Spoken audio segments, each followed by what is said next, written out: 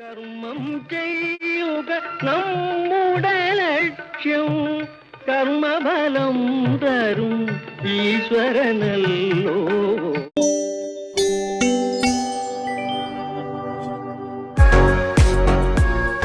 K smart വന്നതോടുകൂടി നമ്മുടെ plan fund ബില്ലുകളുടെ സബ്മിഷനും K smart വഴി ആക്കിയിട്ടുണ്ട്. അതായത് ഇനി വെബ്സാങ്കി വഴിയല്ല ബില്ലുകൾ സബ്മിറ്റ് ചെയ്യുന്നത്. എങ്ങനെ കെ സ്മാർട്ട് വഴി പ്ലാൻ ഫണ്ട് ബില്ലുകൾ സബ്മിറ്റ് ചെയ്യുമെന്നാണ് നമ്മൾ ഈ വീഡിയോയിൽ ചർച്ച ചെയ്യുന്നത്. ഈ വീഡിയോയിൽ പറയുന്ന കാര്യങ്ങൾ ചെയ്യുന്നതിന് മുമ്പ് നിങ്ങൾ ഇനി പറയുന്ന 3 കാര്യങ്ങൾ ചെയ്തിട്ടുണ്ട് എന്ന് ഉറപ്പിക്കണം.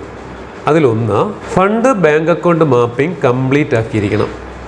എങ്കിൽ മാത്രമേ ബില്ല് ട്രഷറിയിലേക്ക് സെൻഡ് ആവുകയുള്ളൂ. ഇക്കാര്യം അക്കൗണ്ടന്റുമാരാണ് ഉറപ്പിക്കേണ്ടത്. ഇതെങ്ങനെ ഫണ്ട് ബാങ്ക് അക്കൗണ്ട് മാപ്പിംഗ് ചെയ്യാമെന്ന് നമ്മൾ തൊട്ട് മുന്നത്തെ വീഡിയോയിൽ പറഞ്ഞിട്ടുണ്ടായിരുന്നു. ആ വീഡിയോയുടെ ലിങ്ക് ഞാൻ ഡിസ്ക്രിപ്ഷൻ ബോക്സിൽ ഇട്ടിട്ടുണ്ട്. ഇനിയും കാണാത്തവർക്ക് അത് പോയി കാണാം. അത് ചെയ്തിട്ട് മാത്രമേ ഇനി ഈ റിക്വസിഷൻ ഉൾപ്പെടെ കാര്യങ്ങൾ ചെയ്യാവൂ. FMAS 53 റിക്വസിഷൻ എന്ന സർവീസിൽ വെരിഫയർ ആയിട്ട് അക്കൗണ്ടന്റിനെയും അപ്രൂവറായിട്ട് സെക്രട്ടറിയെയും ഓതറൈസറായിട്ട് പ്രസിഡന്റിനെയും നിർബന്ധമായിട്ടും മാപ്പ് ചെയ്തിരിക്കണം. FMAS 53 റിക്വസിഷൻ എന്ന സർവീസ്. FMBD 37 ബജറ്റ് എൻട്രി എന്ന സർവീസിൽ അക്കൗണ്ടന്റ് എന്ന റോൾ തന്നെ നൽകിയിരിക്കണം. ഇംപ്ലിമെന്റിംഗ് ഓഫീസർമാരുടെ ഓഫീസിൽ ഏതെങ്കിലും സ്റ്റാഫിന് ബജറ്റ് എൻട്രിക്ക് റോൾ നൽകണമെങ്കിൽ അവർക്കൊക്കെ ഓപ്പറേറ്റർ എന്ന റോളും നൽകാം. ഇത്രയും ആയി കഴിഞ്ഞാൽ ബില്ലുകൾ പ്രോസസ്സ് ചെയ്യുന്ന ജോലി നമുക്ക് ആരംഭിക്കാം. പുതിയ ബില്ലുകൾ കെ സ്മാർട്ട് വഴി അയക്കുന്നതിനായി കെ സ്മാർട്ടിൽ പ്രൊജക്റ്റ് യൂണിറ്റുകൾ ക്രിയേറ്റ് ചെയ്യേണ്ടതായിട്ടുണ്ട്. ഒരു പ്രൊജക്റ്റ് യൂണിറ്റ് എന്ന് പറഞ്ഞാൽ ഒരു ഇംപ്ലിമെന്റിംഗ് ഓഫീസ് എന്ന് സാരം. DDO കോഡ് വെച്ചാണ് ഒരു പ്രൊജക്റ്റ് യൂണിറ്റ് ക്രിയേറ്റ് ചെയ്യേണ്ടത്. അതായത് ഒരു ഇംപ്ലിമെന്റിംഗ് ഓഫീസിനെ നമുക്കൊരു പ്രൊജക്റ്റ് യൂണിറ്റ് ആയിട്ട് കണക്കാക്കാം. എല്ലാ ഇംപ്ലിമെന്റിംഗ് ഓഫീസുകൾക്ക് വേണ്ടിയും പ്രൊജക്റ്റ് യൂണിറ്റ് ക്രിയേറ്റ് ചെയ്ത് കൊടുക്കേണ്ടത് തദ്ദേശ ഭരണ സ്ഥാപന സെക്രട്ടറിയാണ്. ഇവിടെ നിങ്ങൾക്കൊരു സംശയം വരാം, പല പഞ്ചായത്തുകളിലും ഒന്നിൽ കൂടുതൽ VOമാരുണ്ടായിരിക്കും. അവർക്കൊക്കെ പ്രത്യേകിച്ച് DDO കോഡ് ഉണ്ടായിരിക്കും. അങ്ങനെയുള്ള പഞ്ചായത്തുകളിൽ അവരെയൊക്കെ പ്രത്യേകം പ്രൊജക്റ്റ് യൂണിറ്റുകളായി തന്നെ ആഡ് ചെയ്താൽ മതി. ഞാൻ നേരത്തെ പറഞ്ഞു, അതത് ഇംപ്ലിമെന്റിംഗ് ഓഫീസർമാരുടെ DDO കോഡ് വെച്ചിട്ട് തദ്ദേശ സ്ഥാപന സെക്രട്ടറിയാണ് അവർക്ക് വേണ്ടി ആദ്യം പ്രൊജക്റ്റ് യൂണിറ്റ് ക്രിയേറ്റ് ചെയ്ത് കൊടുക്കേണ്ടത്. ഞാനിവിടെ ഈ പഞ്ചായത്തിൽ സെക്രട്ടറിയുടെ പ്രൊജക്റ്റുകളുടെ ഇംപ്ലിമെന്റേഷന് വേണ്ടി സെക്രട്ടറിയുടെ പേരിൽ ഒരു പ്രൊജക്റ്റ് യൂണിറ്റ് തയ്യാറാക്കുകയാണ്. അപ്പോൾ നിങ്ങൾക്ക് മനസ്സിലായി കാണും, സെക്രട്ടറി ഒരു ഇംപ്ലിമെന്റിംഗ് ഓഫീസറാണ്. സെക്രട്ടറിക്ക് വേണ്ടി ഒരു പ്രൊജക്റ്റ് യൂണിറ്റ് തയ്യാറാക്കണം, മറ്റ് ഇംപ്ലിമെന്റിംഗ് ഓഫീസർക്ക് വേണ്ടിയും പ്രൊജക്റ്റ് യൂണിറ്റ് തയ്യാറാക്കണം. ഈ ആദ്യം സെക്രട്ടറി അദ്ദേഹത്തിന് വേണ്ടി അതിൻ്റെ ഒരു പ്രൊജക്റ്റ് യൂണിറ്റ് ചെയ്യുകയാണ്. അത് എങ്ങനെയാണെന്ന് നമുക്ക് നോക്കാം.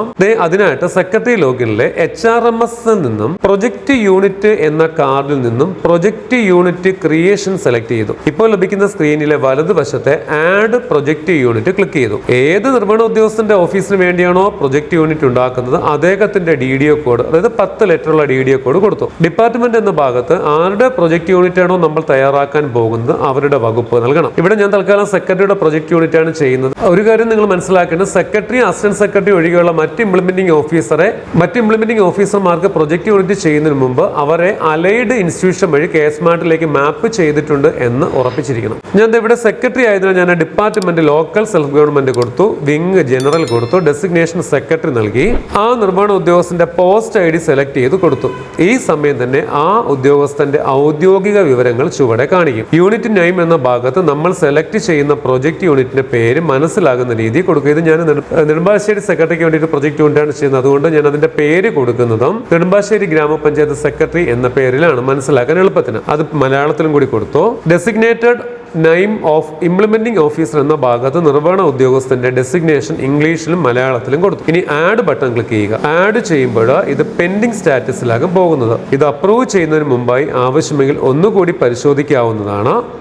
ഇനി നമുക്കത് നോട്ട്സ് കൊടുത്ത് വർക്ക് ഫ്ലോ സ്റ്റാറ്റസ് പബ്ലിഷ്ഡ് എന്നാക്കാം. വിവരങ്ങൾ പരിശോധിച്ച് ബോധ്യപ്പെട്ടതിന് ശേഷം മാത്രമേ പബ്ലിഷ് ചെയ്യാവൂ. ഒരിക്കലും ഒരു പ്രൊജക്റ്റ് യൂണിറ്റ് പബ്ലിഷ് ചെയ്ത് കഴിഞ്ഞാൽ അത് പിന്നെ ഡിലീറ്റ് ചെയ്യാൻ നിലവിൽ നമുക്ക് കെ സ്മാർട്ടിൽ ഓപ്ഷൻ ഇല്ല. അതുകൊണ്ട് വളരെ ശ്രദ്ധിച്ച് മാത്രം പ്രൊജക്റ്റ് യൂണിറ്റ് പബ്ലിഷ് ചെയ്യണം. ഇത് പബ്ലിഷ് ചെയ്ത് കഴിയുമ്പോൾ പ്രൊജക്റ്റ് യൂണിറ്റ് കൗണ്ട് 1 എന്നും പബ്ലിഷ്ഡ് കൗണ്ട് 1 എന്നും മുകളിൽ കാണും. അതായത് ഒരു പ്രൊജക്റ്റ് യൂണിറ്റ് ക്രിയേറ്റ് ചെയ്തു, അത് പബ്ലിഷ് ചെയ്തിട്ടുണ്ട്. ഈ കാണുന്ന ഗ്രിഡിൽ പബ്ലിഷ് ചെയ്ത പ്രൊജക്റ്റ് യൂണിറ്റിന്റെ ഡീറ്റെയിൽസ് DDO കോഡ് ഉൾപ്പെടെ കാണാവുന്നതാണ്. അവിടെ അസൈൻഡ് ഒഫീഷ്യൽ കൗണ്ട് എന്ന ഭാഗത്ത് 0 ആണ്. അതായത് ഈ പ്രൊജക്റ്റ് യൂണിറ്റിലേക്ക് നമ്മൾ ആരെയും അസൈൻ ചെയ്തിട്ടില്ല. അസൈൻ ചെയ്യുന്ന മുറയ്ക്ക് അവിടെ അതിന്റെ കൗണ്ടിൽ വ്യത്യാസം വരും. ഇവിടെ സെക്രട്ടറിക്ക് വേണ്ടിയാണ് സെക്രട്ടറി പ്രൊജക്റ്റ് യൂണിറ്റ് ക്രിയേറ്റ് ചെയ്തതെങ്കിലും ഒന്ന് ലോഗ് ഔട്ട് ചെയ്തിട്ട് റീലോഗിൻ ചെയ്യണം. സെക്രട്ടറി മറ്റൊരു ഇംപ്ലിമെന്റിംഗ് ഓഫീസർക്ക് വേണ്ടിയാണ് പ്രൊജക്ട് യൂണിറ്റ് ചെയ്തത് ഇരിക്കട്ടെ. ആ സമയം ആ ഇംപ്ലിമെന്റിംഗ് ഓഫീസർ അദ്ദേഹത്തിന്റെ കേസ്മാർട്ട് ലോഗിനിൽ ഒരു വർക്കിലായിരുന്നു എങ്കിലും സെക്രട്ടറി പ്രൊജക്ട് യൂണിറ്റ് ക്രിയേറ്റ് ചെയ്ത് കഴിഞ്ഞാൽ, മറ്റൊരു ഇംപ്ലിമെന്റിംഗ് ഓഫീസറിന് വേണ്ടി പ്രൊജക്ട് യൂണിറ്റ് ക്രിയേറ്റ് ചെയ്ത് കഴിഞ്ഞാൽ ആ ഇംപ്ലിമെന്റിംഗ് ഓഫീസർ ഒന്ന് ലോഗ് ഔട്ട് ചെയ്ത് ലോഗിൻ ചെയ്താൽ മാത്രമേ, റീലോഗിൻ ചെയ്താൽ മാത്രമേ ഇംപ്ലിമെന്റിംഗ് ഓഫീസറുടെ പ്രിവിലേജ് അദ്ദേഹത്തിന് കിട്ടത്തുള്ളൂ. അതായത് അത് ആ കാർഡുകളൊക്കെ കിട്ടത്തുള്ളൂ. ഇവിടെ സെക്രട്ടറി സ്വന്തമായിട്ട് പ്രൊജക്ട് യൂണിറ്റ് തയ്യാറാക്കിയാലും അദ്ദേഹം ഒന്ന് ലോഗ് ഔട്ട് ചെയ്ത് റീലോഗിൻ ചെയ്യണം, എങ്കിലേ ഇംപ്ലിമെന്റിംഗ് ഓഫീസറുടെ കാർഡുകൾ അദ്ദേഹത്തിന് കിട്ടുകയുള്ളൂ. അതായത് ഒരു പ്രൊജക്ട് യൂണിറ്റ് പബ്ലിഷ് ചെയ്താൽ റീലോഗിൻ ചെയ്യണം, എങ്കിൽ മാത്രമേ അതിന്റെ പ്രിവിലേജ് അവർക്ക് കിട്ടത്തുള്ളൂ. സെക്രട്ടറി വീണ്ടും ലോഗിൻ ചെയ്തു. ഇപ്പൊ നമുക്ക് കാണാം പ്രൊജക്ട് യൂണിറ്റ് എന്ന കാർഡിൽ ബാക്കി മെനു കൂടി ആക്റ്റീവ് ആയിരിക്കുന്നത്. ഇതിനകത്ത് പ്രൊജക്ട് യൂണിറ്റ് സെക്രട്ടറിക്ക് മാത്രമേ ലഭിക്കത്തുള്ളൂ. കാര്യം സെക്രട്ടറിയാണ് പ്രൊജക്ട് യൂണിറ്റ് ക്രിയേറ്റ് ചെയ്ത് കൊടുക്കേണ്ടത്. മറ്റുള്ളവ, അതായത് assign official to project unit, role mapping, project approval, ഇവയൊക്കെ മറ്റെല്ലാ നിർമ്മാണ ഉദ്യോഗസ്ഥർക്കും ലഭിക്കും. ഇനി നമുക്ക് ഈ പ്രൊജക്ട് യൂണിറ്റിലേക്ക് ഒഫീഷ്യൽസിനെ അസൈൻ ചെയ്ത് കൊടുക്കണം. അതായത് നമുക്ക് ഇപ്പോൾ സെക്രട്ടറി മാത്രമല്ലേ ഉള്ളൂ, അതിനകത്ത് ഓപ്പറേറ്ററും വെരിഫയറൊക്കെ വേണം. അതിനുവേണ്ടി ഒഫീഷ്യൽസിനെ അസൈൻ ചെയ്ത് കൊടുക്കണം. ഇവിടെ നിങ്ങൾ ശ്രദ്ധിക്കേണ്ട ഒരു കാര്യം, അതത് ഇംപ്ലിമെന്റിംഗ് ഓഫീസർമാർ തന്നെ ഈ ജോലി ചെയ്യണം. അതായത് അവരുടെ പ്രൊജക്ട് യൂണിറ്റിലേക്ക് അവരുടെ ലോഗിനിൽ നിന്ന് തന്നെ എന്ത് ചെയ്യണം, ഒഫീഷ്യൽസിനെ അസൈൻ ചെയ്ത് കൊടുക്കണം. ഇവിടെ ഇപ്പോൾ സെക്രട്ടറി ആയതുകൊണ്ട് സെക്രട്ടറി അദ്ദേഹത്തിന്റെ സ്റ്റാഫിനെ തന്നെ അസൈൻ ചെയ്ത് കൊടുക്കുകയാണ്. നിർവഹണ ഉദ്യോഗസ്ഥനായ സെക്രട്ടറി HRMS നിന്ന് പ്രൊജക്ട് യൂണിറ്റ് എന്ന കാർഡിലെ assign official to project unit select ചെയ്തു. ഇപ്പോൾ ലഭിക്കുന്ന സ്ക്രീനിൽ വലതുവശത്തുള്ള ആഡ് ബട്ടൺ ക്ലിക്ക് ചെയ്യുമ്പോൾ ഈ ഒരു സ്ക്രീൻ ലഭിക്കും. അവിടെ department local self government select ചെയ്യാം. ഏത് പ്രൊജക്ട് യൂണിറ്റിലാണോ ഒഫീഷ്യൽസിനെ ആഡ് ചെയ്യുന്നത് ആ പ്രൊജക്ട് യൂണിറ്റ് സെലക്ട് ചെയ്യാം. ഇവിടെ നമ്മൾ സെക്രട്ടറിയുടെ പ്രൊജക്ട് യൂണിറ്റിലേക്കാണ് ഒഫീഷ്യൽസിനെ ആഡ് ചെയ്യുന്നതിനാൽ പ്രൊജക്ട് യൂണിറ്റ് നമ്മൾ തയ്യാറാക്കി വെച്ച പ്രൊജക്ട് യൂണിറ്റ് സെലക്ട് ചെയ്തു. താഴെ do you want to assign implementing officer as operator of service FMAS 53 എന്നൊരു മെസ്സേജ് ഉണ്ടായിരിക്കും. അതായത് FMAS 53 എന്ന സർവീസിലേക്ക് ഇംപ്ലിമെന്റിംഗ് ഓഫീസർ തന്നെയാണോ ഓപ്പറേറ്റർ എന്നാണ് ചോദ്യം. നമുക്ക് ICD സൂപ്പർവൈസർമാർ പോലെയുള്ള ഇംപ്ലിമെന്റിംഗ് ഓഫീസർമാരുടെ ഓഫീസിൽ പലപ്പോഴും അവർ മാത്രമേ ഉണ്ടായിരിക്കത്തുള്ളൂ. അതായത് ആ സർവീസിന്റെ ഓപ്പറേറ്ററും വെരിഫയറും അപ്രൂവറും ഒക്കെ അവർ തന്നെയായിരിക്കും. അങ്ങനെയുള്ള കേസുകളിൽ മാത്രം ഈ ചെക്ക് ബോക്സ് ചെക്ക് ചെയ്ത് കൊടുക്കുക. ഇവിടെ ഇപ്പോൾ സെക്രട്ടറിയുടെ ഓഫീസിൽ ഒന്നിൽ കൂടുതൽ സ്റ്റാഫുകളുണ്ട്, അതുകൊണ്ട് ഈ ചെക്ക് ബോക്സ് നിങ്ങളൊന്നും ചെയ്യേണ്ട. ICD സൂപ്പർവൈസർ ആണ് അസൈൻ ചെയ്യുന്നതെങ്കിൽ അവർ ഈ ചെക്ക് ബോക്സ് ചെക്ക് ചെയ്ത് പോയാൽ മതി. ഒറ്റ കാര്യം, ഈ ബോക്സ് ചെക്ക് ചെയ്ത് പോയാൽ ഓപ്പറേറ്ററും ഇംപ്ലിമെന്റിംഗ് ഓഫീസർ തന്നെ ആയിരിക്കും. പിന്നീട് ഈ യൂണിറ്റിലേക്ക് ഒരു ഒഫീഷ്യലിനെയും ആഡ് ചെയ്യാൻ പറ്റത്തില്ല. ഇവിടെ ഇപ്പോൾ നമ്മുടെ സെക്രട്ടറി ആയതുകൊണ്ട് നമുക്ക് ആ പ്രശ്നമൊന്നുമില്ല, നമുക്ക് ഒഫീഷ്യലിനെ ആഡ് ചെയ്യാനുണ്ട്. അതുകൊണ്ട് ഞാനത് ചെക്ക് ചെയ്യാതെ പോവുകയാണ്. ഞാൻ ബാക്കി വിവരങ്ങൾ ഫില്ല് ചെയ്തു. ഡിപ്പാർട്ട്മെന്റ് ലോക്കൽ സെൽഫ് ഗവൺമെന്റും വിങ് ജനറലും സെലക്ട് ചെയ്തു. ഡെസിഗ്നേഷൻ എന്ന ഭാഗത്ത് നിന്ന് തസ്തിക സെലക്ട് ചെയ്ത് കൊടുത്തു. ഇവിടെ ഞാൻ പ്ലാൻ സീറ്റ് ചെയ്യുന്ന സ്റ്റാഫിനെയാണ് ആദ്യം ആഡ് ചെയ്യുന്നത്. അതിനാൽ ആ സ്റ്റാഫിന്റെ പോസ്റ്റ് ID സെലക്ട് ചെയ്തു. ആ സ്റ്റാഫിന്റെ ഡീറ്റെയിൽസ് ഇപ്പോൾ ലിസ്റ്റ് ചെയ്യുന്നത് കാണാം. ഇനി മാപ്പ് എന്ന ബോക്സ് ക്ലിക്ക് ചെയ്യാം. ഇപ്പോൾ സെക്രട്ടറി നെടുമ്പാശ്ശേരി ഗ്രാമപഞ്ചായത്ത് എന്ന പ്രൊജക്ട് യൂണിറ്റിലേക്ക് ഒരു സ്റ്റാഫ് മാപ്പ് ആയതായിട്ട് കാണാം. ഇവിടേക്ക് നമുക്ക് ഒരാളെ കൂടി അസൈൻ ചെയ്യണം. ഞാൻ ആ ഓഫീസിൽ തന്നെ ജൂനിയർ സൂപ്രണ്ടിനെ കൂടി ഇതിലേക്ക് ഒന്ന് മാപ്പ് ചെയ്തു. ഇപ്പം നിങ്ങൾക്ക് ഇവിടെ കാണാം, ഇവിടെ സ്റ്റാറ്റസ് പെൻഡിങ് ആണ്. മാത്രമല്ല ഏത് പ്രോജക്റ്റ് യൂണിറ്റിലേക്കാണ്, ഏത് PEN-IDയിലെ ഏത് തസ്തികയിലുള്ളവരെയാണ് മാപ്പ് ചെയ്തതെന്നും ഈ ഗ്രിഡിൽ നിന്ന് അറിയാം. നിങ്ങൾ അവരുടെ റോൾ നോക്കിയ എല്ലാവരുടെ റോളും ബൈ ഡിഫാൾട്ട് ഓപ്പറേറ്റർ എന്നായിരിക്കും. അത് നമുക്ക് പിന്നീട് മാറ്റി കൊടുക്കാം. ആദ്യം നമുക്ക് ഇവയെ പബ്ലിഷ് ചെയ്യാം. അതിനായിട്ട് ആക്ഷൻ ബട്ടന് താഴെയുള്ള 3 ഡോട്ട്സ് ക്ലിക്ക് ചെയ്യണം. എഡിറ്റ് ഓർ അപ്രൂവ് എന്ന ഓപ്ഷനിൽ നിന്ന് അപ്രൂവ് സെലക്ട് ചെയ്യണം. ഈ വിവരങ്ങൾ ഏതെങ്കിലും എഡിറ്റ് ചെയ്യാനുണ്ടെങ്കിൽ എഡിറ്റ് ചെയ്യാൻ വേണ്ടി അത് ക്ലിക്ക് ചെയ്യണം. ഇവിടെ നമ്മൾ അപ്രൂവ് സെലക്ട് ചെയ്ത് ഓരോന്നും പബ്ലിഷ് ചെയ്യുകയാണ്. ഇനി നമുക്ക് റോൾ മാപ്പിംഗ് ചെയ്യണം. ഇവിടെ നമ്മൾ ചെയ്യുന്നത് അസൈൻ ഒഫീഷ്യലായിട്ട് ഇപ്പം നമ്മൾ 2 പേരെ മാപ്പ് ചെയ്ത് വെച്ചിട്ടുണ്ടല്ലോ, അതിൽ ഒരാളെ ഇംപ്ലിമെന്റിംഗ് ഓഫീസർക്ക് തുല്യമായ ഒരു ഡെസിഗ്നേറ്റഡ് പദവിയിലേക്ക് നമ്മൾ കൊണ്ടുവരാൻ പോവുകയാണ്.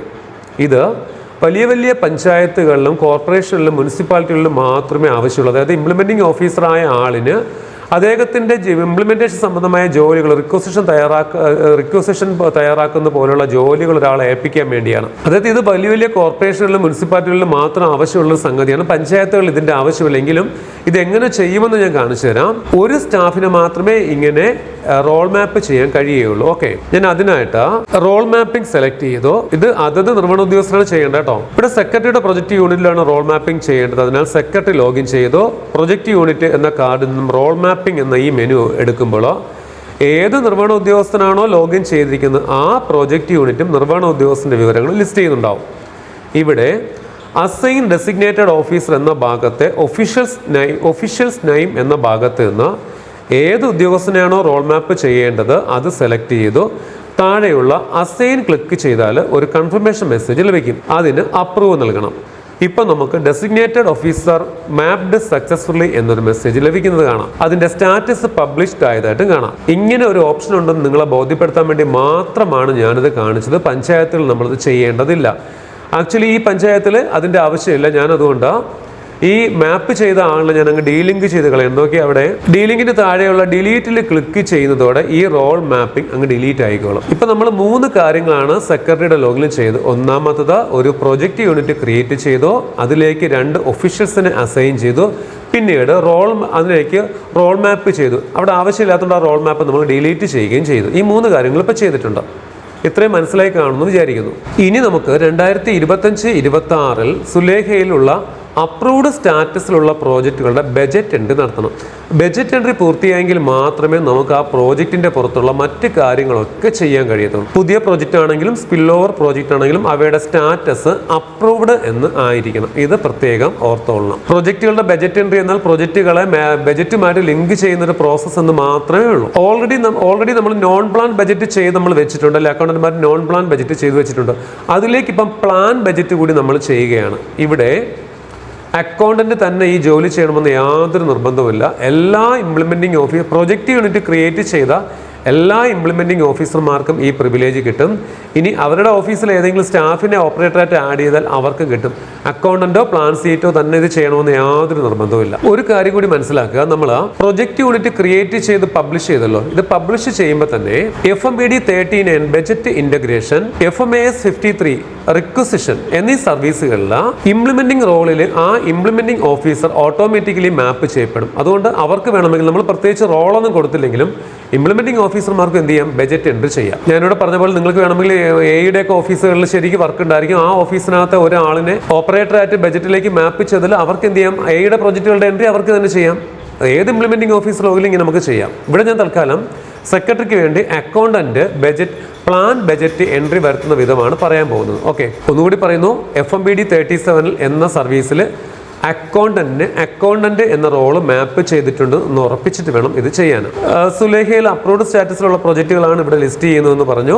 അക്കൗണ്ടന്റ് ലോഗിൻ ചെയ്തു, ബജറ്റ് സർവീസിൽ നിന്ന് ബജറ്റ് എൻട്രി സെലക്ട് ചെയ്തു, കാറ്റഗറി ന്യൂവും ഫിനാൻഷ്യൽ ഇയർ 25-26 സെലക്ട് ചെയ്തു, സെർച്ച് കൊടുത്തു, ബജറ്റ് ടൈപ്പ് ഔട്ട്ഫ്ലോ സെലക്ട് ചെയ്തു. ആനുവൽ പ്രൊജക്റ്റിന്റെ ബജറ്റ് എൻട്രി ആയതിനാൽ ആനുവൽ പ്രൊജക്റ്റ് എന്ന ഭാഗത്ത് എസ് നൽകി. പ്രൊജക്റ്റ് നമ്പർ വെച്ചോ DDO കോഡ് വെച്ചോ ഒക്കെ നിങ്ങൾക്ക് സെർച്ച് ചെയ്യാം. പ്രൊജക്റ്റ് നമ്പർ വെച്ചാണെങ്കിൽ ഇൻഡിവിജ്വലി സെർച്ചിങ് ആയിരിക്കും. DDO കോഡ് കൊടുക്കുകയാണെങ്കിൽ ആ DDOയുടെ കീഴിലുള്ള അപ്രൂവ്ഡ് സ്റ്റാറ്റസുള്ള എല്ലാ പ്രോജക്റ്റും ഇവിടെ ലിസ്റ്റ് ആവും. ഞാനിവിടെ DDO കോഡ് കൊടുത്തിട്ട് ഗെറ്റ് പ്രോജക്റ്റ് കൊടുത്തു. ഇനി ഇപ്പോൾ ലിസ്റ്റ് ചെയ്ത പ്രോജക്റ്റുകൾ അപ്രൂവായ പ്രോജക്റ്റുകളൊക്കെ അവിടെ ലിസ്റ്റ് ചെയ്യും. അതിൽ നമുക്ക് ഓരോ പ്രോജക്റ്റായിട്ട് റേഡിയോ ബട്ടൺ ഉപയോഗിച്ച് സെലക്ട് ചെയ്യാം. നമുക്ക് ഇവിടെ ഇപ്പോൾ സെക്രട്ടറിയുടെ അപ്രൂവ്ഡ് സ്റ്റാറ്റസിലുള്ള എല്ലാ പ്രോജക്റ്റും ലിസ്റ്റ് ആയിട്ടുണ്ട്. ഞാൻ അതിൽ നിന്ന് ഓരോ പ്രോജക്റ്റായിട്ട് സെലക്ട് ചെയ്യണം. ആദ്യം ISO സർട്ടിഫിക്കേഷൻ എന്ന പ്രോജക്റ്റ് സെലക്ട് ചെയ്തു. ബജറ്റ് എന്നതിന് താഴെയുള്ള അക്കൗണ്ട് ഹെഡ് കോംബോയിൽ നിന്ന് അക്കൗണ്ട് ഹെഡ് സെലക്ട് ചെയ്തു. സബ് ഗ്രൂപ്പ് എന്നതിൽ നിന്നും ലിസ്റ്റ് ചെയ്യുന്ന സബ് ഗ്രൂപ്പും മേജർ ഗ്രൂപ്പ് എന്നതിൽ നിന്ന് ലിസ്റ്റ് ചെയ്യുന്ന മേജർ ഗ്രൂപ്പും സെലക്ട് ചെയ്തു. താഴെ ഗ്രിഡിൽ നിന്ന് ഈ പ്രോജക്റ്റിന് ഏത് ഫണ്ടാണ് ഉൾപ്പെടുത്തിയിരിക്കുന്നത് എന്നറിയാം. അത് ഓൺ ഫണ്ട് ആണ്. താഴെ ഫണ്ട് എന്ന ഭാഗത്ത് നിന്ന് കോംബോ സെലക്ഷൻ വഴി ഓൺ ഫണ്ട് സെലക്ട് ചെയ്യണം. പ്രൊജക്റ്റിൽ വകയിരുത്തിയ തുക അവിടെ കൊടുക്കണം.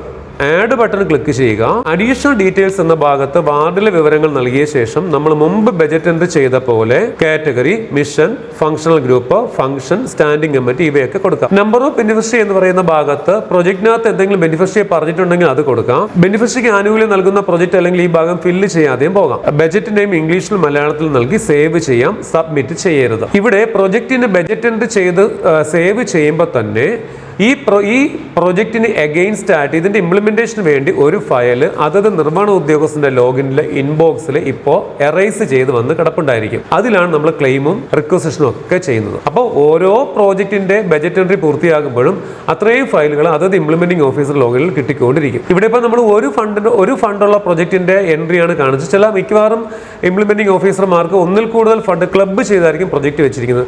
അതിന്റെ ബജറ്റ് എൻട്രി എങ്ങനെ ചെയ്യുമെന്ന് നോക്കാം. ഞാനിവിടെ പ്ലാൻ ഫോർമുല കോളാബറേഷൻ എന്ന പ്രോജക്റ്റ് ബജറ്റ് എൻട്രിക്കായി സെലക്ട് ചെയ്തപ്പോൾ പ്രസ്തുത പ്രോജക്റ്റിൽ ഓൺ ഫണ്ടും പ്ലാൻ ഫണ്ടും ഉൾപ്പെടുത്തിയിരിക്കുന്നതായി ലിസ്റ്റ് ചെയ്തിട്ടുണ്ട്. നമ്മൾ അവയുടെ അക്കൗണ്ട് ഹെഡും മറ്റും സെലക്ട് ചെയ്ത് നൽകി. താഴെ ഫണ്ട് എന്ന കോളത്തിൽ നിന്ന് ഓരോ ഫണ്ടായി സെലക്ട് ചെയ്തു. ആദ്യം ഓൺ ഫണ്ട് സെലക്ട് ചെയ്തു, തുക പ്രൊജക്റ്റിലെ പോലെ നൽകി, ആഡ് ബട്ടൺ ക്ലിക്ക് ചെയ്തു. വീണ്ടും മുകളിൽ പോയി അക്കൗണ്ട് ഹെഡ് സെലക്ട് ചെയ്തു. ഫണ്ട് എന്ന ഭാഗത്ത് നിന്ന് പ്ലാൻ ഫണ്ട് ജനറൽ സെലക്ട് ചെയ്തു, ആഡ് ബട്ടൺ ക്ലിക്ക് ചെയ്തു, അഡീഷണൽ ഡീറ്റെയിൽ നൽകി ആയത് സേവ് ചെയ്തു. ഇങ്ങനെ അപ്രൂവ്ഡ് സ്റ്റാറ്റസിലുള്ള എല്ലാ പ്രോജക്റ്റുകളുടെയും ബജറ്റ് എൻട്രി നിങ്ങൾ പൂർത്തിയാക്കണം. ഇത്രയും ചെയ്ത് കഴിഞ്ഞാൽ ഓരോ പ്രോജക്റ്റിനും ആരായിരിക്കണം ഓപ്പറേറ്റർ, ആരായിരിക്കണം വെരിഫയർ എന്ന് നമ്മൾ സിസ്റ്റത്തിന് പറഞ്ഞു കൊടുക്കണം. നമ്മൾ രണ്ടുപേരെ അസൈൻ ചെയ്ത് വെച്ചിട്ട് മാത്രമേ ഉള്ളൂ, അവർക്ക് വേറെ ഒന്നും മാപ്പ് ചെയ്തിട്ടില്ല അല്ലെ. രണ്ടുപേരെ നമ്മളിപ്പോൾ പ്ലാൻ ക്ലർക്കിനെയും ജെഎസിനെയും നേരത്തെ അസൈൻ ചെയ്ത് വെച്ചിട്ടുണ്ടായിരുന്നു. അവർക്ക് ഇനി ഓപ്പറേറ്റർ വെരിഫയർ റോൾ നമുക്ക് കൊടുക്കണം. ഇതിനെയാണ് പ്രൊജക്ട് മാപ്പിംഗ് എന്ന് പറയുന്നത്. നിർവഹണ ഉദ്യോഗസ്ഥന്റെ ലോഗിൽ നിന്നോ ഡെസിഗ്നേറ്റഡ് സ്റ്റാഫിന്റെ ലോഗിൽ നിന്നോ നിങ്ങൾക്ക് പ്രൊജക്ട് മാപ്പിംഗ് ചെയ്യാം. ഇവിടെ ഇപ്പോൾ ഡെസിഗ്നേറ്റഡ് സ്റ്റാഫ് ഇല്ല, ഇംപ്ലിമെന്റിംഗ് ഓഫീസർ മാത്രമേ ഉള്ളൂ. അതുകൊണ്ട് അദ്ദേഹം ലോഗിൻ ചെയ്തോ. HRMS സെക്രട്ടറി ലോഗിനിൽ HRMS നിന്നും പ്രൊജക്ട് യൂണിറ്റ് എന്ന കാർഡിലെ പ്രൊജക്ട് മാപ്പിംഗ് സെലക്ട് ചെയ്തു. ഇപ്പോൾ വരുന്ന സ്ക്രീനിൽ ഓപ്പറേറ്റർ എന്ന ഭാഗത്ത് നിന്ന് ആരെയാണോ പ്രൊജക്റ്റുകളുടെ ഓപ്പറേറ്റർ ആക്കാൻ ഉദ്ദേശിക്കുന്നത്, അതായത് പ്രൊജക്റ്റിലെ ക്ലെയിം തയ്യാറാക്കാനും റിക്വസിഷൻ തയ്യാറാക്കാനും ഒക്കെ ആരെയാണോ ചുമതലപ്പെടുത്തുന്നത്, ആർക്കാണോ ആ പ്രിവിലേജ് കൊടുക്കുന്നത് അവരെ സെലക്ട് ചെയ്യണം. ഞാനിവിടെ ഓപ്പറേറ്റർ ആയിട്ട് പ്ലാൻ സീറ്റിലെ ക്ലർക്കിനെ സെലക്ട് ചെയ്തു. വെരിഫയർ എന്ന ഭാഗത്ത് ആരാണോ ഈ ക്ലെയിമിന്റെ വെരിഫയർ ആയിട്ട് വരേണ്ടത് അവരെ സെലക്ട് ചെയ്യണം. നമ്മൾ നേരത്തെ സെലക്ട് ചെയ്ത് വെച്ച ജൂനിയർ സൂപ്രണ്ടിന്റെ JSനെ അവിടെ വെരിഫയർ ആയിട്ടും നൽകി, അതും സെലക്ട് ചെയ്തു. ഇവിടെ താഴെയുള്ള ഗ്രിഡിൽ ബജറ്റ് ആഡ് ചെയ്ത പ്രോജക്റ്റുകൾ ലിസ്റ്റ് ചെയ്യും. അവയുടെ സ്റ്റാറ്റസ് പെൻഡിങ് ആയിരിക്കും. പ്രൊസീഡ് ക്ലിക്ക് ചെയ്യുമ്പോൾ ഡീറ്റെയിൽസ് അപ്ഡേറ്റഡ് സക്സസ്ഫുള്ളി എന്നൊരു മെസ്സേജ് ലഭിക്കും. അതിന് ഓക്കെ കൊടുക്കാം. ഇപ്പൊ ഈ പ്രോജക്റ്റുകളുടെ സ്റ്റാറ്റസ് അസൈൻഡ് എന്ന് മാറിയിട്ടുണ്ട്. അതായത് ആ പ്രോജക്റ്റുകളിലേക്ക് ഇവരെ രണ്ടുപേരെയും ഓപ്പറേറ്റർ ആയിട്ട് വെരിഫൈഡ് ആയിട്ട് നമ്മൾ അസൈൻ ചെയ്തിട്ടുണ്ട്. ഇവിടെ ഏതെങ്കിലും പ്രോജക്റ്റ് ഈ ഗ്രിഡിൽ വന്നിട്ടില്ല എങ്കിൽ അതിന്റെ അർത്ഥം അവയുടെ അവയുടെ ബജറ്റ് എൻട്രി ചെയ്യാൻ, പ്ലാൻ ബജറ്റ് എൻട്രി ചെയ്യാൻ നമ്മൾ വിട്ടുപോയിട്ടുണ്ട് എന്നാണ്. ഇവിടെ ഞാൻ ഉദ്ദേശിച്ച പ്രോജക്റ്റ് ഇവിടെ വന്നിട്ടില്ല. അപ്പൊ എന്ത് ചെയ്യണം? നേരെ വീണ്ടും പ്ലാൻ ബജറ്റ് എൻട്രിയിലേക്ക് പോയി നോക്കൂ. അവിടെ പോയിട്ട് ആ പ്രോജക്റ്റ് സെലക്ട് ചെയ്തു, ആവശ്യമായ ബജറ്റ് എൻട്രി ചെയ്ത് സേവ് ചെയ്തു. ഇനി വീണ്ടും തിരികെ വന്നു, ആ പ്രോജക്റ്റ് മാപ്പ് സെലക്ട് ചെയ്തു. അവിടെ ഓപ്പറേറ്ററും വെരിഫയറും അസൈൻ ചെയ്യാത്ത അവസ്ഥയിൽ ഇപ്പോൾ ബജറ്റ് ചെയ്ത പ്രോജക്റ്റ് ലിസ്റ്റ് ചെയ്യും. അതിന് നേർക്കുള്ള ചെക്ക് ബോക്സ് ചെക്ക് ചെയ്തതിന് ശേഷം ഓപ്പറേറ്ററെയും വെരിഫയറെയും സെലക്ട് ചെയ്യുക. സേവ് ചെയ്യുമ്പോൾ സ്റ്റാറ്റസ് പെൻഡിങ് നിൽക്കുന്ന കാണാം. ആ ചെക്ക് ബോക്സ് ചെക്ക് ചെയ്ത് പ്രൊസീഡ് കൊടുക്കുക. ഇപ്പോൾ സ്റ്റാറ്റസ് അസൈൻഡ് എന്ന് മാറിയിട്ടുള്ളതായിട്ട് കാണാം. ഇങ്ങനെ ഓരോ പ്രോജക്റ്റിനും വേണമെങ്കിൽ നിങ്ങൾക്ക് എന്ത് ചെയ്യാം? വെരിഫയറേയും ഓപ്പറേറ്ററും ഒക്കെ നിശ്ചയിച്ച് കൊടുക്കാം. ഇപ്പോൾ ഇവിടെയൊക്കെ സ്റ്റാറ്റസ് അസൈൻഡ് എന്നാണ്. നമുക്ക് ഇതിനെ അപ്രൂവ്ഡ് എന്നാക്കണം. അതിനായിട്ട് നിർവഹണ ഉദ്യോഗസ്ഥൻ തന്റെ ലോഗിനിലെ പ്രൊജക്ട് യൂണിറ്റ് കാർഡിൽ നിന്നും പ്രൊജക്ട് അപ്രൂവൽ സെലക്ട് ചെയ്തു. ഇപ്പോൾ ലിസ്റ്റ് ചെയ്ത ഗ്രിഡിലെ ചെക്ക് ബോക്സുകൾ ചെക്ക് ചെയ്തു, അപ്രൂവ് ബട്ടൺ ക്ലിക്ക് ചെയ്തു. ഡേറ്റ അപ്ഡേറ്റഡ് സക്സസ്ഫുള്ളി എന്ന മെസ്സേജ് ലഭിക്കും. അതോടെ ഇവയുടെ അപ്രൂവൽ പ്രക്രിയയും പൂർത്തിയാകും. ഇനി നമുക്ക് ധൈര്യമായിട്ട് റിക്വസ്റ്റ് ഉൾപ്പെടെയുള്ള കാര്യങ്ങളിലേക്ക് പോകാം, റിക്വസിഷൻ ഉൾപ്പെടെയുള്ള കാര്യങ്ങളിലേക്ക് പോകാം. നമ്മൾ ഓരോ പ്രോജക്റ്റിന്റെ പ്ലാൻ ബജറ്റ് ചെയ്തപ്പോഴും അതിന് എഗെയിൻസ്റ്റ് ആയിട്ടൊരു പ്രൊജക്റ്റ് ഫയൽ ഇംപ്ലിമെന്റേഷന് വേണ്ടി ഇംപ്ലിമെന്റിംഗ് ഓഫീസർ ലോഗിനിൽ എറൈസ് ആയിട്ടുണ്ടെന്ന് പറഞ്ഞല്ലോ. ഇംപ്ലിമെന്റിംഗ് ഓഫീസർ ആ ഫയൽ എടുക്കുകയാണ് റിക്വസിഷൻ ചെയ്യാൻ വേണ്ടി. ഇവിടെ സെക്രട്ടറി തന്നെയാണ്. സെക്രട്ടറി തന്റെ ഇൻബോക്സിൽ നിന്ന് ആ ഫയൽ ഓപ്പൺ ചെയ്തു. ഇതിപ്പോൾ സെക്രട്ടറി നിർവഹണ ഉദ്യോഗസ്ഥനായ ഒരു പ്രൊജക്റ്റാണ്. സെക്രട്ടറിക്ക് നേരിട്ട് വേണമെങ്കിൽ ഇതിലേക്ക് ബെനിഫിഷ്യറി ആഡ് ചെയ്യാം, അല്ലെങ്കിൽ ഓപ്പറേറ്ററെ കൊണ്ട് വേണമെങ്കിലും ചെയ്യിപ്പിക്കാം. ഇവിടെ ഇപ്പോൾ സെക്രട്ടറി നേരിട്ട് ചെയ്യുന്നില്ല, അതിൻ്റെ ഓപ്പറേറ്ററായ പ്ലാൻ ക്ലർക്കിനെ കൊണ്ട് ചെയ്യിപ്പിക്കുകയാണ്. അതിനുവേണ്ടി സെക്രട്ടറി ആ ഫയൽ ഓപ്പൺ ചെയ്തു. എന്നിട്ട് അതിലേക്ക് ഗുണഭോക്താവിനെ ആഡ് ചെയ്യാനും ക്ലെയിം ചെയ്യാനുമായിട്ട് നോട്ട് എഴുതി ആ ഫയൽ നോക്കിയ ഓപ്പറേറ്റർക്ക് കൊടുത്തു. ഫയൽ ഓപ്പറേറ്റർക്ക് സബ്മിറ്റ് ചെയ്തു. ഓപ്പറേറ്റർ ഫയൽ ഓപ്പൺ ചെയ്തു. ഫയൽ ഫീച്ചറിലെ ജനറൽ നിന്ന് ബെനിഫിഷ്യറി എന്ന ഐക്കൺ സെലക്ട് ചെയ്തു. ബെനിഫിഷ്യറിയെ ആഡ് ചെയ്തു. ഇതൊരു IKM ഷെയർ കൊടുക്കേണ്ട പ്രോജക്റ്റ് ആയതിനാൽ IKMനെയാണ് ബെനിഫിഷ്യറി ആയിട്ട് ആഡ് ചെയ്യേണ്ടത്. IKMൽ നിന്ന് ലഭിച്ച കത്തിൽ അവരുടെ IFSC കോഡും ബാങ്ക് അക്കൗണ്ട് ഡീറ്റെയിലും എല്ലാം ഉണ്ടായിരിക്കും. അത് തെറ്റാതെ എൻട്രി ചെയ്യണം. ഇനിയിപ്പോൾ മറ്റൊരു ബെനിഫിഷ്യറിക്കാണ് തുക കൊടുക്കുകയാണെങ്കിൽ അവരുടെ ബാങ്ക് പാസ്ബുക്ക് നോക്കി അതിലുള്ള പേര് അതുപോലെ തന്നെ ഇവിടെ എൻട്രി ചെയ്യണം. നമ്മളിപ്പോൾ മുമ്പ് വെബ്സാങ്കി ചെയ്തിരുന്ന അതേ പ്രോസസ്സാണ് ഇവിടെ ചെയ്യുന്നത്. എത്ര ബെനിഫിഷ്യറി വേണമെങ്കിലും ഒരു പ്രോജക്റ്റിൽ ആഡ് ചെയ്യാവുന്നതാണ്, തടസ്സമൊന്നുമില്ല. ഇവിടെ ഗുണഭോക്താവിനെ ആഡ് ചെയ്തു. ഇനി ക്ലെയിം ചെയ്യാനായിട്ട് ഫയൽ ഫീച്ചറിൽ നിന്ന് ക്ലെയിം സെലക്ട് ചെയ്തു. ഇവിടെ ബജറ്റ് എൻട്രി ചെയ്ത ഫയൽ ആയതിനാൽ ബജറ്റ് ഡീറ്റെയിൽ എന്ന ഭാഗത്തെ വിവരങ്ങളെല്ലാം ഓട്ടോ ഫില്ലായിരിക്കും. അതായത് നമുക്കിവിടെ വീണ്ടും ബജറ്റ് ലിങ്ക് ചെയ്യേണ്ടതില്ല, എല്ലാം ഓട്ടോ ഫില്ലാണ്. ഇവിടെ നമ്മൾ ക്ലെയിം എമൗണ്ടും ക്ലെയിം നൈമും മാത്രം കൊടുത്താൽ മതി. അറ്റാച്ച് ചെയ്യാൻ ബില്ലോ ഇൻവോയ്സോ സർക്കാർ ഉത്തരവ് ഉണ്ടെങ്കിൽ അത് ഈ ഭാഗത്ത് അറ്റാച്ച് ചെയ്യാം. പേയി ഡീറ്റെയിൽ നിന്ന് പേയിയെ സെലക്ട് ചെയ്ത് നൽകേണ്ട തുക എൻട്രി ചെയ്ത് നൽകണം. നിങ്ങൾ നോക്കൂ, ഇവിടെ ഡെപ്പോസിറ്റ് എന്നൊരു ബോക്സ് ഉണ്ട്. ഇതൊരു ഡെപ്പോസിറ്റ് വർക്കാണെങ്കിൽ ഈ ബോക്സിൽ ക്ലിക്ക് ചെയ്താൽ ഡെപ്പോസിറ്റ് ചെയ്യേണ്ട ബെനിഫിഷ്യറി ഇവിടെ നമുക്ക് ഡയറക്റ്റ് ആയിട്ട് മാപ്പ് ചെയ്യാൻ പറ്റും. ഇതിപ്പോൾ തൽക്കാലം നമുക്ക് ഡെപ്പോസിറ്റ് വർക്കൊന്നുമല്ല. ഞാൻ ബെനിഫിഷ്യറി അതിനകത്ത് ആഡ് ചെയ്തു. ഞാൻ ഇവിടെ ക്ലെയിം സേവ് ചെയ്തു, സബ്മിറ്റ് ചെയ്തു. ഫയൽ ഇപ്പോൾ വെരിഫയർക്ക് ലഭിക്കും. വെരിഫയർ ലോഗിൻ ചെയ്തു. ഫിനാൻസ് എന്ന ബോക്സ് ക്ലിക്ക് ചെയ്ത് അല്ലെങ്കിൽ ഫയൽ ഫീച്ചറിൽ നിന്നോ ക്ലെയിം സെലക്ട് ചെയ്തു, വെരിഫൈ ചെയ്തു. ഫയൽ നേരെ അപ്രൂവർക്ക്, അതായത് നിർവ്വഹണ ഉദ്യോഗസ്ഥന് ലഭിക്കും. നിർവ്വഹണ ഉദ്യോഗസ്ഥൻ ലോഗിൻ ചെയ്തോ ക്ലെയിം അപ്രൂവ് ചെയ്തു. ഇവിടെ നിർവ്വഹണ ഉദ്യോഗസ്ഥൻ തന്നെയാണ് ഓപ്പറേറ്ററും എങ്കിൽ നിർവ്വഹണ ഉദ്യോഗസ്ഥൻ ലോഗിൻ തന്നെ അപ്രൂവ് എന്നൊരു ബട്ടണും കാണും. അദ്ദേഹത്തിന് അവിടെ വെച്ച് തന്നെ അത് അപ്രൂവും ചെയ്യാം. ഇവിടെ ഇപ്പോൾ നമ്മൾ സ്റ്റാഫിനെയൊക്കെ ആഡ് ചെയ്തിട്ടുണ്ട്. അപ്പോൾ ആ റൂട്ട് കറങ്ങി തന്നെ ഇത് വരണം. ഇവിടെ ഇപ്പോൾ ഫയലിൽ നേരെ പോകുന്നത് റിക്വസിഷൻ ചെയ്യാനായിട്ട് ഓപ്പറേറ്റർ ലോഗിനിലേക്കായിരിക്കും. ഇപ്പോൾ നിങ്ങൾക്ക് മനസ്സിലായി കാണാം. ഓപ്പറേറ്റർ ക്ലെയിം ചെയ്തു. ആദ്യം ഫയൽ സെക്രട്ടറി ഓപ്പൺ ചെയ്തു, അല്ലെങ്കിൽ നിർവ്വഹണ ഉദ്യോഗസ്ഥൻ ഓപ്പൺ ചെയ്തു. ബെനിഫിഷ്യറി ആഡ് ചെയ്യാനും ക്ലെയിം ചെയ്യാനും വേണ്ടി ഓപ്പറേറ്റർക്ക് കൊടുത്തു. ഓപ്പറേറ്റർ അതിനകത്ത് ബെനിഫിഷ്യറി ആഡ് ചെയ്ത് ക്ലെയിം ചെയ്തിട്ട് വെരിഫിക്കേഷൻ വേണ്ടി JSന് അയച്ചു, അല്ലെങ്കിൽ HSCക്ക് അയച്ചു. വെരിഫയർ അത് വെരിഫൈ ചെയ്തു. വീണ്ടും ഇംപ്ലിമെൻറ്റിംഗ് ഓഫീസർ കൊടുത്ത് അപ്രൂവ് ചെയ്തു. ഇനി അതെന്ത് ചെയ്യണം? ആ ഫയലിനകത്ത് റിക്വസിഷൻ ചെയ്യണം, അല്ലേ? അപ്രൂവ് ചെയ്ത് കഴിഞ്ഞാൽ ഫയൽ നേരെ റിക്വസിഷൻ ചെയ്യാനായിട്ട് ഓപ്പറേറ്റർ ലോഗിനിൽ വീണ്ടും ലഭിക്കും. ഓപ്പറേറ്റർ ലോഗിൽ ഫയൽ ഓപ്പൺ ചെയ്തു. ക്ലെയിം വെരിഫൈ ആയതായിട്ട് ഓട്ടോ നോട്ടിൽ നിന്ന് അറിയാം. ഫയൽ ഫീച്ചറിൽ നിന്ന് റിക്വസിഷൻ എന്ന ഐക്കൺ സെലക്ട് ചെയ്തു. ആക്ഷൻ ബട്ടൺ ക്ലിക്ക് ചെയ്തു. ഇവിടെ ഇപ്പോൾ നമുക്ക് കാണാം ക്ലെയിമിന് എഗെയിൻസ്റ്റായി മിക്കവാറും എല്ലാ ഫീൽഡും ഇവിടെ ഫില്ലാണ്.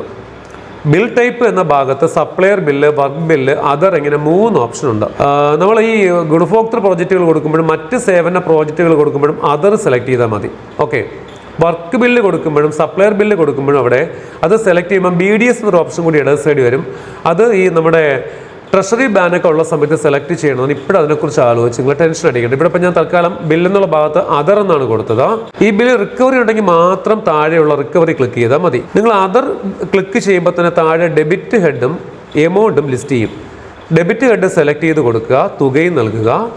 റിക്കവറിയുള്ള പ്രൊജക്റ്റ് ആണെങ്കിൽ മാത്രം റിക്കവറി സെലക്ട് ചെയ്താൽ മതി കേട്ടോ. പ്രൊസീഡ് ക്ലിക്ക് ചെയ്യുക. പേയ് ഡീറ്റെയിൽ ക്ലിക്ക് ചെയ്തിട്ട് സോഴ്സ് ഓഫ് ഫണ്ട് കൊടുക്കണം. കാരണം ഒന്നിൽ കൂടുതൽ ഫണ്ട് ഉൾപ്പെടുത്തിയ പ്രൊജക്റ്റുകളാണെങ്കിൽ അതിൽ നിന്ന് ഏത് ഫണ്ടിൽ നിന്നാണ് ഈ റിക്വസ്റ്റ് പോകേണ്ടതെന്ന് പ്രത്യേകിച്ച് കാണിക്കാൻ വേണ്ടിയാണ് ഇങ്ങനെ വെച്ചിരിക്കുന്നത്. ഇതിന്റെ തുക ഓട്ടോമാറ്റിക്കായിട്ട് അവിടെ വരും. പേയ് ഡീറ്റെയിൽസിലെ ചെക്ക് ബോക്സ് ഒന്ന് ചെക്ക് ചെയ്തിട്ട് തുക നൽകി സേവ് ആൻഡ് സബ്മിറ്റ് കൊടുക്കുക. ഫയൽ ഇപ്പോൾ നിർവ്വഹണ ഉദ്യോഗസ്ഥൻ്റെ ലോഗിനിൽ ലഭിക്കും. നിർവ്വഹണ ഉദ്യോഗസ്ഥൻ ലോഗിൻ ചെയ്തോ ഫയൽ ഫീച്ചറിൽ നിന്ന് റിക്വസിഷൻ സെലക്ട് ചെയ്തോ ആക്ഷൻ ബട്ടണിൽ ക്ലിക്ക് ചെയ്തോ ഫോർ ഓതറൈസ് ക്ലിക്ക് ചെയ്യണം. അതോടുകൂടി ഈ റിക്വസിഷൻ ഓതറൈസ് ചെയ്യാൻ വേണ്ടി പ്രസിഡന്റ് ലോഗിനിലേക്ക് പോകും. പ്രസിഡന്റ് ലോഗിൻ ചെയ്തോ റിക്വസിഷൻ സെലക്ട് ചെയ്തോ ആക്ഷൻ ബട്ടൺ ക്ലിക്ക് ചെയ്ത് വിവരങ്ങൾ പരിശോധിച്ച് ആയത് ഓതറൈസ് ചെയ്തു. ഇനി ഫയൽ ലഭിക്കുന്നത് ഈ അലോട്ട്മെന്റ് വെരിഫൈ ചെയ്യാൻ വേണ്ടി അക്കൗണ്ടന്റ് ലോഗിനിലായിരിക്കും. പ്രസിഡന്റ് ലോഗിനിൽ നിന്ന് നേരെ ലഭിക്കുന്നത് അക്കൗണ്ടന്റ് ലോഗിനിലേക്കായിരിക്കും.